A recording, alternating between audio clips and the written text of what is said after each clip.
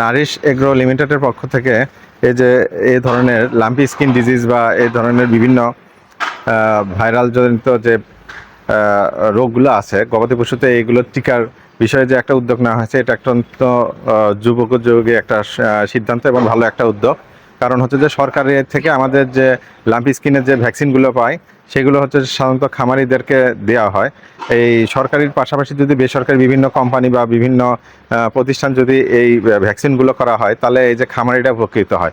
বড় বড় খামারিরা আসলে এই যে এই ধরনের লাম্পি স্কিন ডিজিজের মতো রোগ দ্বারা আক্রান্ত হলে তাদের বাছুরগুলো বিশেষ করে বা অন্যান্য গরুগুলো অনেক ক্ষতি সাধন হয়। তো এগুলো থেকে রিকভার করার জন্য আসলে সরকারের পাশাপাশি বেসরকারি যে প্রতিষ্ঠানগুলো আছে সেগুলো যদি এই ভ্যাকসিনগুলো করে, তাহলে এই গরুগুলো ভালো থাকবে এবং বাছুরগুলো যেটা একটা সম্পদ আর কি খামারির, সেই জিনিসগুলো ভালো থাকবে।